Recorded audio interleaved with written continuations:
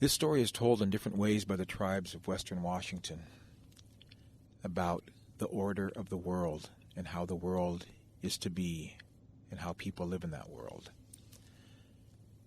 A long time ago, the people way back then were just like us people today, really pitiful.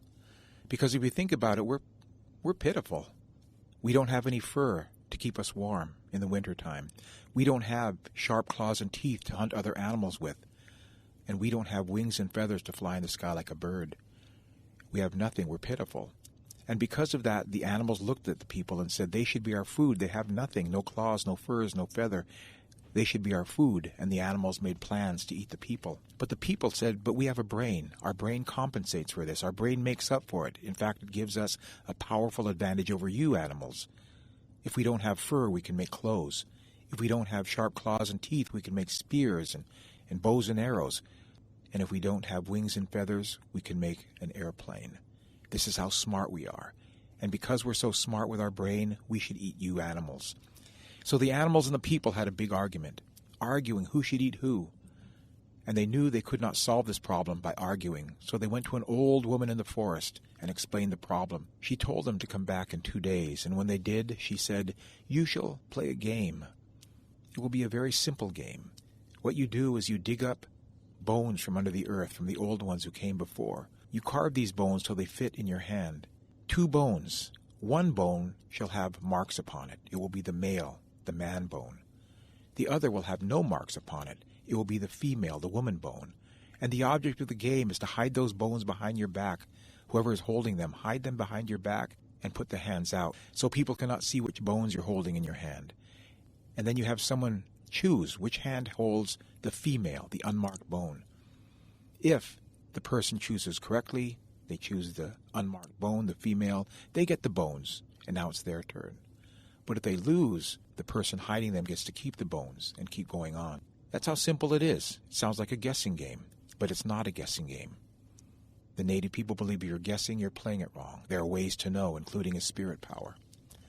Well, the old woman further explained that we shall have a game then. This game is to be called Slahal. It will be the bone game, because you're using bones and hiding them, and people choosing those bones. So it's called the bone game, and it's a gambling game that native people play even to this day. This game is a gambling game, so I like to remind people that Indians were gambling before casinos. So the old woman explained how the game was to be played between 2 teams, the animals and the people. There will be a line of animals on one side. Across from them shall be a line of people, facing each other.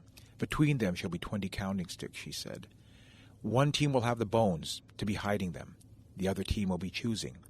Now, if the one side choosing got that female bone, made the right choice, they would get the bones, and then they would also get a stick. If they chose the wrong hand, the other side would keep the bones, and they would get a stick. And so this game goes back and forth because you're winning, getting a stick, losing, putting a stick back, and it goes on until someone wins all 20 sticks. The game can take not just hours to play, but even days to play until one team wins all 20 sticks. And whoever won the 20th stick, they would eat the other. And so the animals and the people started that game, 2 teams facing each other. And the animals, as they played the game, they had something the people did not have. They had a song that they would sing as they played. This is called the laughing song. The animals are laughing at the people, laughing at them because there's no way the people can win. Ho ho ho he yo, ho ho ho he yo, ho ho ho he yo, ha ha ha he yo, ha ha ha he yo. And they would sing this song and they would win. They would win and get stick after stick after stick. Even if the people were lucky one time and got it, they would lose right away and have to put back their stick. So remember, the object of the game is to win 20 sticks. After a while, the animals had 18 sticks and the people only had 2. And the people were frightened because the animals were jumping around and drooling and slobbering and pointing and saying, I'm going to eat that one there. I'm going to eat that person there. I'm going to eat that one over there. They were picking out the people they were going to eat when the game was over. And so the people were frightened. They were going to lose. So they went back to the old woman and they begged her, please give us a song that we might win. Please give us a song so we can have a chance. And the old woman took pity on the people. She felt sorry for them. And so she gave them a song. And now when they played the game, they could sing this song. Whoa, whoa, yo, whoa, whoa, yo, yo, yo, yo, yo, yo, yo, yo.